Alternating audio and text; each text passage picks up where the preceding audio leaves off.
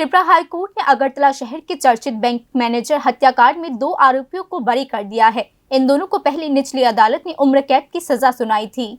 निचली अदालत के उम्र कैद के आदेश को हाईकोर्ट ने रद्द कर दिया है और हाईकोर्ट ने हत्या के इस मामले में आरोपी दोनों व्यक्तियों को रिहा करने का निर्देश दिया है।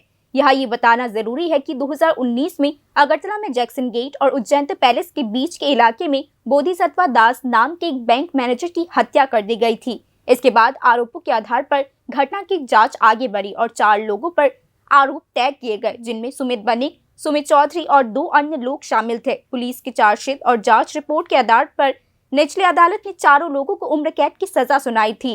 इसके बाद सुमित बनिक और सुमित चौधरी ने हाई कोर्ट में अपील दायर की। इस अपील पर कार्यवाही करते हुए और लंबी सुनवाई के बाद हाई कोर्ट ने आज सुमित बनिक और सुमित चौधरी दोनों को बरी कर दिया है। इस मामले पर मीडिया से बात करते हुए सुमित बनिक का प्रतिनिधित्व कर रहे वकील ने कहा कि सभी सबूतों और दलीलों की गहन जांच करने के बाद सुमित बनिक और सुमित चौधरी दोनों को निर्दोष घोषित कर दिया गया है। বিখ্যাত মার্ডার কেস যেটার মধ্যে কালিকা জুয়েলার্সের মামলা নামে বিখ্যাত এটা। তো এটার মধ্যে দুজন আসামি সুমিত চৌধুরী এবং সুমিত বণিক, তাদের গত ডেটে হিয়ারিং ছিল এবং হিয়ারিংয়ের পরে আজকে রায় দিয়েছে। রায় দিয়ে দুজনকেই বেকসুর খালাস করে দিয়েছে হাইকোর্ট। এই কেসের মধ্যে অভিযোগ ছিল যে বোধিসত্ত্ব দাস নামে একজন ইউকো ব্যাংকের ম্যানেজারকে এরা এবং শোয়েব মিয়া এবং সুকান্ত নামে আরেকজন, এরা 4 জনে মিলে রাত্রিবেলা জ্যাকসন গেটের সামনে মার্ডার করেছিল। এটা ছিল অভিযোগ। এই অভিযোগের পরিপ্রেক্ষিতে ট্রায়াল হয়। ট্রায়াল হওয়ার পরে 4 জনকেই যাবজ্জীবন দেওয়া হয়।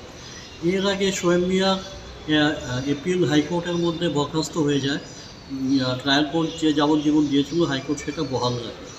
আমরা সুমিত চৌধুরী এবং সুমিত বণিকের যে আর্গুমেন্টটা আজকে হলো, তার মধ্যে আমি আজকে সুমিত বণিকের পক্ষে ছিলাম এবং সুমিত চৌধুরীর পক্ষে ছিলেন senior advocate D N Majumdar sir. তো আমরা আমাদের আর্গুমেন্ট শোনার পর हाईकोर्ट देखिए आज के जाहिर है अगरतला में हुए इस सनसनीखेज हत्या ने पूरे राज्य में हलचल मचा दिया था। यह निश्चित रूप से कहा जा सकता है कि आज के फैसले ने इस हत्या के मामले को एक बार फिर सार्वजनिक चर्चा के केंद्र में ला दिया है। बताया जा रहा है कि मुकदमे के दौरान टोटल 56 विटनेसेस के बयान दर्ज किए गए थे। Bureau report, news now.